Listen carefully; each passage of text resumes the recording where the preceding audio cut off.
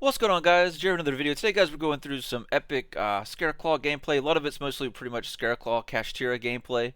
So if you'd like to see more, if you're interested in Scareclaw or Kashtira, definitely consider check it out my channel. I do a lot of Scareclaw content, and my channel is mostly focused on helping you and returning players.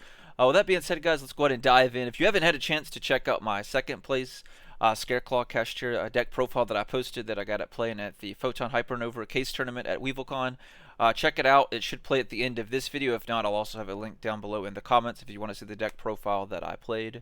But let's go ahead and dive in.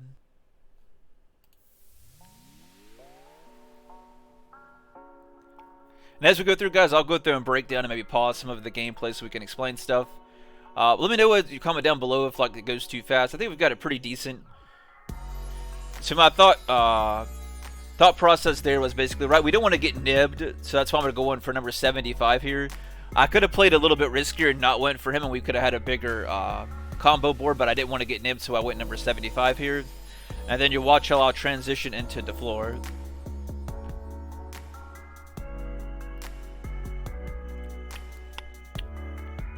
So go to floor, go rival, send them 3 because now we have the negate for in case he has the nib. We still can negate it with the floor.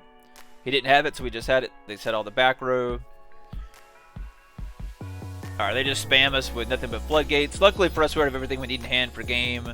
So we just go full combo here and OTK them at this point because we already have everything we need. And we can actually get every Scareclaw out on the board, guys. So we have every Scareclaw on the board. So that's over 12,000 damage that we can do to them. So that's way over game. Alright, so we'll go ahead and dive into the next one. I don't have these in particular order, guys. We're just kind of going through them. This was a, I remember coming this one. This was a mirror match that I played against Scareclaw Tri-Brigade. This is a pretty good matchup. I think I knew the matchup a little bit better than this person that I played against, so that helped out a lot. And I see most people tend to do this when they do this. They're trying to focus more on the interruption. The interruption play. So this is where I go here. Go and bait this out. He did this way too soon. He should have done that. He did that way too soon. We went and banished Birth, which is fine. So it's going to go ahead and negate Fenrir. We were just baiting with Fenrir anyway. So we'll go ahead and go a Rise Heart effect. Bring back the Birth because we sent Theosis. So this way we can just go ahead and go full combo. So at this point, since we were locked out, I knew we couldn't do anything Scareclaw related, guys. I knew we could do, we could just go full, essentially full Kashtira combo to his extent, and just use that for our plays because I knew we didn't have anything. So that's where we knew we were going to be to make our kind of come back into the game just based off the hand that we had. Because right, you have to play the hand that you have at the end of the day, and some days it does lead sometimes to lead just pure Scareclaw plays. Pure Kashtira plays, or right, you go full Kashtira and full Scareclaw combo.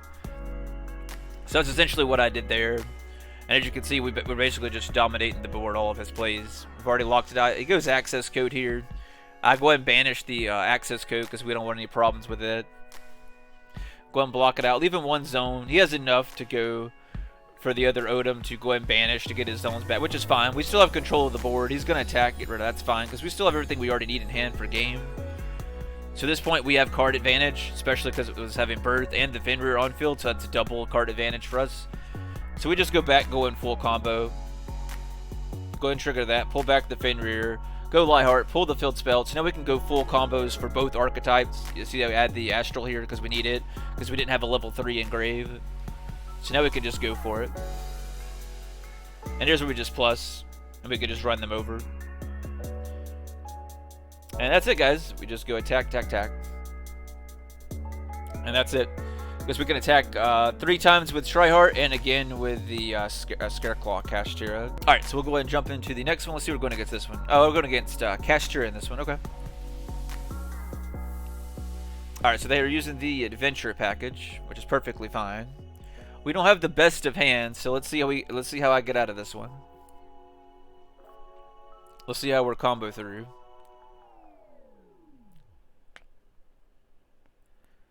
Alright, so let's go Fenrir, go Rise Heart. He's going to go Shangri-La, Rise Heart, so we can go ahead and start blocking our zones. Hit the Big Bang so we can special summon. He's going to go special summon his Fenrir, that's fine. Alright, he's going to go Diablosis. So he's banished that. You guys can see we got banished so far. So he's got 2 back row, all that, all those cards banished. So I go Eclipse, I double chain the Eclipse, flip everything face down. Then I can go just that, basically. So we had Imperm, that's about probably what I expected. So went in with Lightheart here. Now everything's in defense, I could just go ahead and we'll go ahead and pop the Big Bang, which you couldn't really play anyway because they were all face down, so it wouldn't have done him any good. And now I could just go full combo from here. That's essentially it, guys. And this is exactly why you want to play multiple tryhards, is the play that I'm doing here. I'm overextending, guys, because I know he has nothing. We know that he has nothing in Graveyard. We know he has nothing in the back row. Nothing removed from play. The field spells can't do anything because all his cards are face down. So it makes sense for us to overextend, go into the other ones, so we can go full combo and just run him over. This is why you play 3 tryhards. And bam. Bam. I think this one's against... Oh, this one's against... Oh, we're playing against a Punk Engine. Let me know if you guys would like to see more videos like this. This is pretty much all the gameplay that I've had saved it for a little while that I've been playing offline, outside of the stream. But I figured this would be good to help break down some of the gameplay. I'm using a few different Scareclaw Kashtira deck profiles throughout the video. I'll be uploading all of my other videos later on next week, so you guys can see them. This week I'm just kind of going through and breaking down everything from my event from over the week last weekend. Alright, so we want to go into this because we went and played that, so I knew we would have a tough time, so we set back row, and we just went and crashed into that together, because that's all we could do, unfortunately. I could Lava Golem, but I felt like I didn't want to take the Lava Golem chance. I felt like it was right to hold the Lava Golem there and just go for, you know, what we could with Fenrir.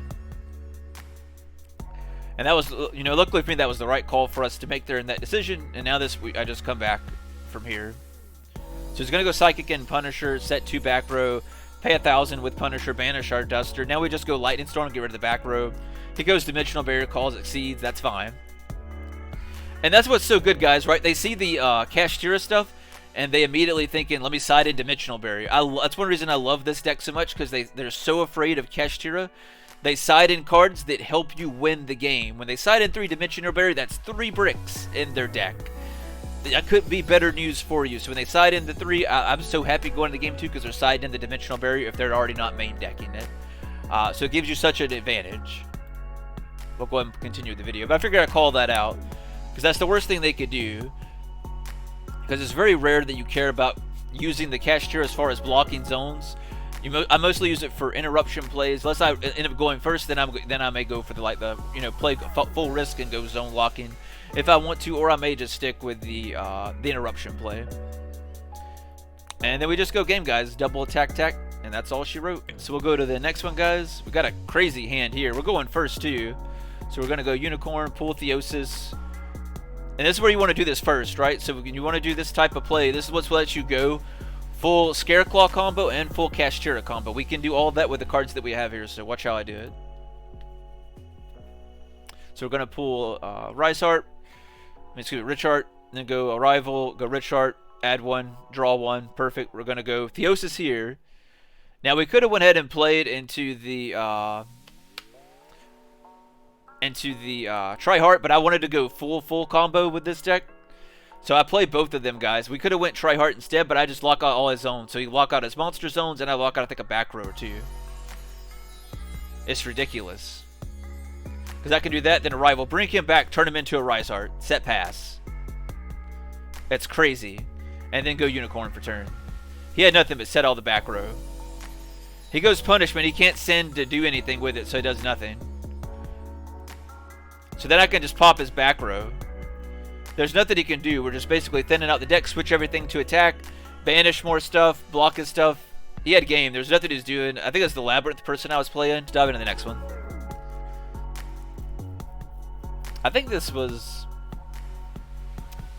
a Darkworld deck up. Yeah, the Darkworld that I played that was kind of weird. We got a really good hand here, right? We got Talons, we got Theosis, we got the Kaiju, we got Findra. I think he card destructions me if I recall right. Because I was like, man, we drew a God tier. I think we still draw a good hand after he card destructions me. We'll get to here in a second if I recall right. He card destructions here in a moment. Just so you guys can see his graveyard. Yeah, there's the card destruction. So we lose our whole hand. We still get a godlike hand. It's not as good the hand that we previously had, but our hand is still pretty broken. Just so you guys can see everything in their graveyard. Let me know if you guys would like to see me do more videos like this. This may have been a little bit longer video. So he takes two. He gets rid of 5 cards. Our hand in this. I still win, guys. I run over him. I just go full combo here. We just go full Scareclaw combo using the card he gave us. I don't even. I think I even pop here. Yeah, I don't even pop. I just goes full combo. So go Richard, pull the arrival, draw the extra card. It's the field spell, which is dead. It's fine. Go straddle, attack game. Yeah, this is one of the earlier versions of the deck that I built because I'm still running the sword in here because I haven't ran that in a while. So we're playing against Despia.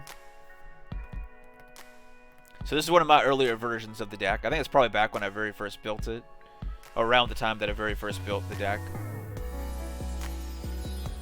Alright, so we're going to go Unicorn effect. We have a broken hand here.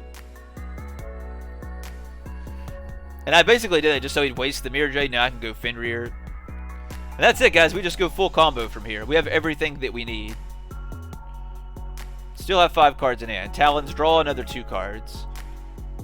He's going to go Bestial. That's perfectly fine. Look at this, man. We're just out-resourcing them like crazy. They can't keep up. Got rid of his Wenda and his other Mirror Jade, so he can't even do that now. Alright, so he's going to go that, toss them, so he can't do that. Trigger, we can look at his top deck, get rid of, banish one of the cards face down. Bring him back since we have that. We're going to go BLS here.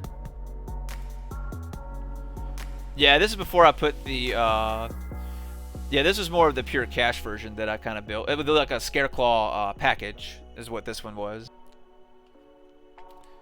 So we'll go Ogre effect.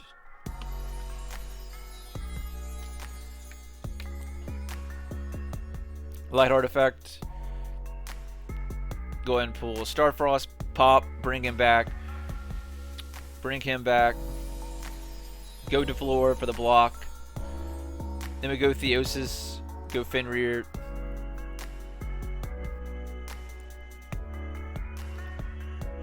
And I think this is before I can't remember if I had Big Bang in here or not at the time. Because like I said, this is right when I built the deck.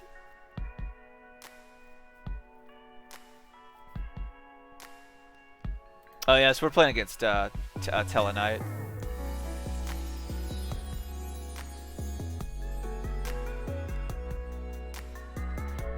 Alright, that's where he tries to go combo, but we just have too much stuff for them to do anything. Because all I have to do is banish, and then we block all his zones, and then recover. So now he can't play anything. He's going to go Talons, but all he can do is draw, or look at my hand, which made no sense because he knew the card in hand. So it's our turn, we just tackle everything for game. Let's do the Abyss Actor. I played Abyss Actor, guys. I've seen where Triff had talked about one of his videos. I played it. The deck is pretty good. Definitely go through and watch this. We'll watch this one. This is game 1, and then we'll watch game 2 after this. It's very interesting how they break my board, then I turn around, flip it, and break their board for game. So definitely stay tuned. Because the first one is really crazy. The second one, I just run over them completely. The first one, it was at least a good back and forth game. The second game wasn't even close. I'll still play it so you guys can see it after this one.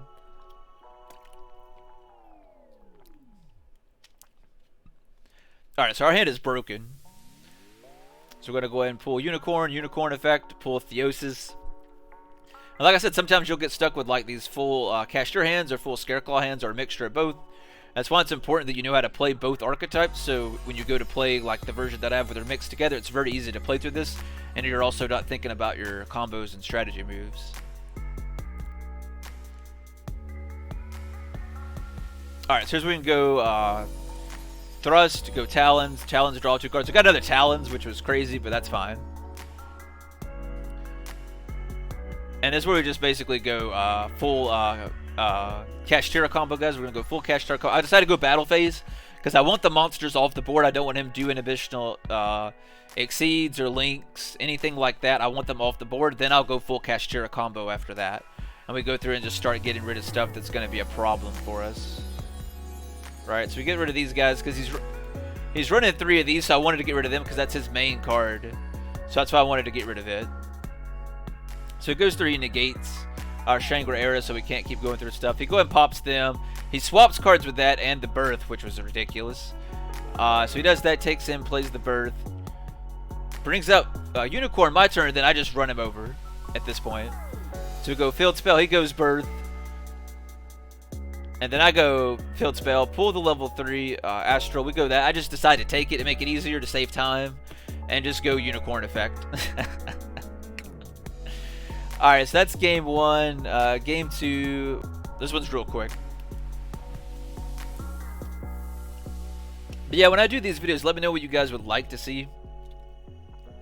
Would you just like to see the replays and nothing else, or me add like commentary and kind of break down some of my plays and thoughts, and like I'm doing here as to why I did certain stuff? So that's why I'm trying to add some insight as we're going through. I figured I'd do this instead of just uploading the, just the video with the music. You know what I mean? Alright, so our hand is ridiculous. We have a god tier hand. I'll upload this version that I'm playing here, guys, next week, so make sure you stay tuned. This is the one that I built on stream a few weeks back with Alexander. The version that he wanted to build for himself. This is my version of it. He's got his own version. I'm not sure what he's got. His is a little bit different than mine, I know.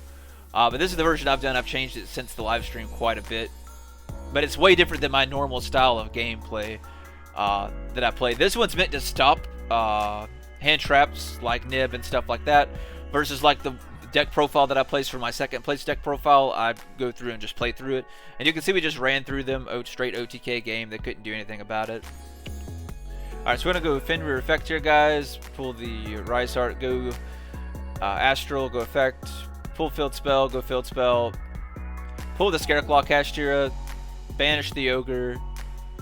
At this point, I could see what we had. It made just sense to go full Kashtira combo instead of trying to do anything with Scareclaw. And I think that's the person I was playing with the Labyrinth deck again, and I just block out all their back row if I recall right. I think it's the person we watched earlier me play. I think this is maybe like our game 2 or game 1 or something. Oh no, this is not. This is the Gren Maju person I played. My bad. This is the Gren Maju person I played. Because he gains 5,000 life points. So I ended up coming back with this one. I posted this one in the Discord, guys. If you're not joining the Discord, definitely join the Discord. I also changed all the links down below in the description, so make sure you check that as well. But yeah, it's crazy how I come back from this one. So definitely stay tuned. It's I go from these 2 cards. By the time we end, I think I have like 8 cards in hand, guys. Like freaking 8 cards. So definitely stay tuned. Alright, so this is where I go thrust. We go that, bam, pull him, go Theosis, go Unicorn. That's going to trigger because of his macro, making our stuff vanish. We can keep adding stuff, which helps us out. Now we pull Birth. Now I can pop, get rid of him, so he's out of the way. And now I'm just close to thinning him out of cards. We just basically just keep going full combo from here to keep him from playing. And we just end with a bunch of interruptions, essentially. So he's going to go Mind Control. This ends up helping me more than it helps him, because I just go through and end up banishing a bunch of stuff from his his extra deck and from his graveyard as well. He's got all this stuff banished. So he's going to go Necroface to reset everything back. Give him 43. He didn't notice that I had the Scareclaw Kashtira. He didn't know, I guess, about his effect, so he attacked into that guy. So his effect was instantly negated. So he lost all his attack points, so that's why he took the 2200, and he's going to stay at the 800. He's not going to get that back, because you don't really get the, that's how the attack modifiers and stuff like that work if you lose the attack. The same thing with like Opalus. If you Dark Ruler her, that's why she stays at 0. Even when it goes to your opponent turn, she doesn't get the attack back that she had previously because the attack's forgotten. And then I just go through and get rid of all his back row, basically. And we just continue going combo and milling out more cards to essentially run him over. And that's basically it from here, guys. As you can tell, like I said, we come back very quickly. And bam. He has a lot of life points, so obviously we can't just OTK him like we normally would somebody. But at this point, yeah, we've got everything that we need. So he's banishing stuff, so we're banishing more stuff. We're just blocking out his zones. We block out his all back row. He can't use the Eater of Millions because it has to go to defense, so it's a dead card. I can just pop it again with the field spell, and then we just draw like crazy, guys. I'm just pulling just for the sake of pulling. just to make sure we don't lose card advantage. At this point, we're just running over them. It's so freaking ridiculous. But this is how you play the deck. I'll post this version next week, so make sure you stay tuned. It's very ridiculous, as you can tell. He had a god amount of life points. He got 2 extra turns just because we couldn't OTK him because he had so much life points. I probably should have just went overextended, like I mentioned in other parts of the video for him, but yeah, that's fine. Alright guys, I think that's it. I don't think I missed any of the videos, so that'll do it for this one, guys. I appreciate your love and support. Hope you guys enjoyed the video. If there's anything you had questions about or something you saw that you liked or didn't like, let me know down below in the comments. If you let me know how you like it again, how you'd like me to see do more videos like this in the future with me talking. Would you like the music? Do you not like music in the background? Let me know all that stuff, guys. These videos usually don't tend to do well for me, so I don't post that many of them. But appreciate you guys' love and support, and hopefully you made it to the end of the video, and I'll see you in the next one. Peace out.